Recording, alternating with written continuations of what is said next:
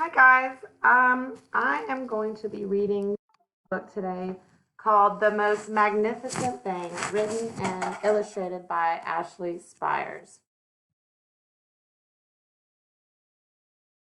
This is a regular girl and her best friend in the whole wide world. They do all kinds of things together. They race, they eat, they explore, they relax. She makes things, he unmakes things. One day, the girl had a wonderful idea. She is going to make the most magnificent thing. She knows just how it will look. She knows just how it will work. All she has to do is make it, and she makes things all the time. Easy peasy. First, she hires an assistant. Next, they gather their supplies. They set up somewhere out of the way to get to work.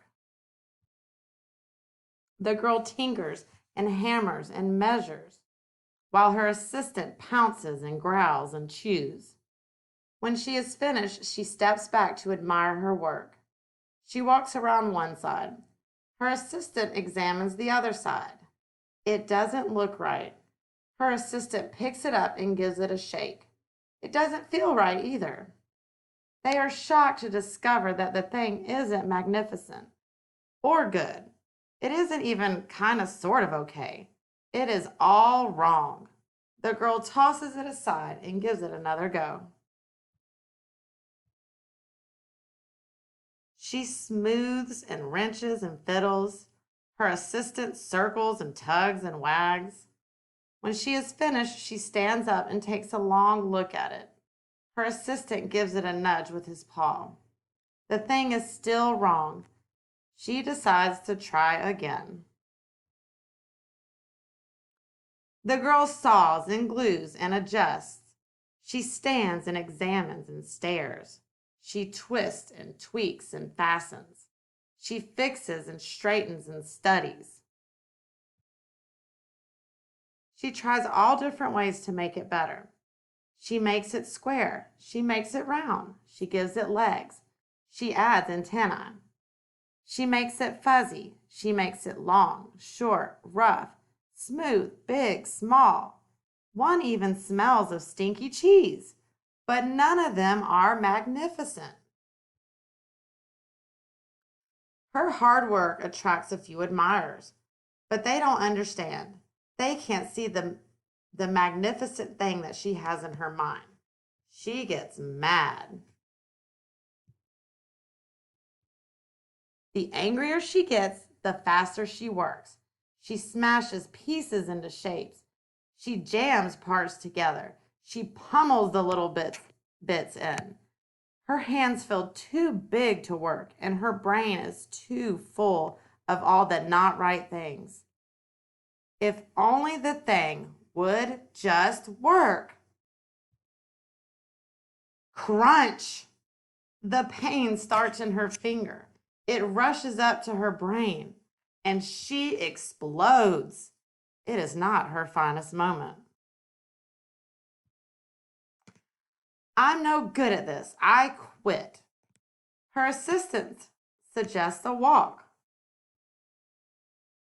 It's not much help at first, but before long, she starts to feel different. Bit by bit, the mad gets pushed out of her head. As they stroll along, she comes across the first wrong thing she made. The bad feelings are about to start all over again. Then she notices something surprising. There are some parts of the wrong things that are really quite right. The bolts on one, the shape of another, the wheel to seat ratio of the next. There are all sorts of parts that she likes.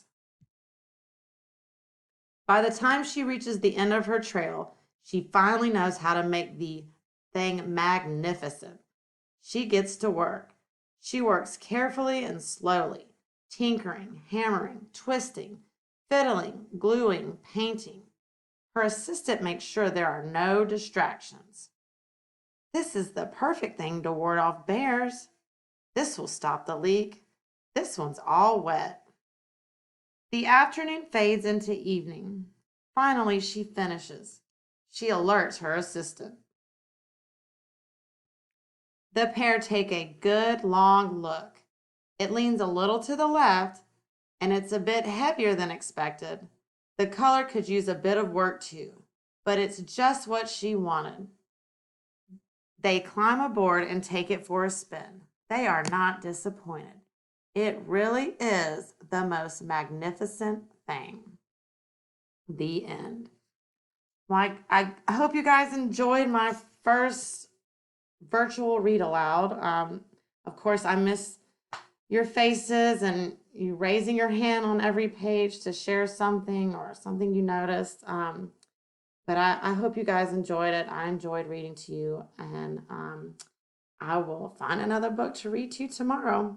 Bye.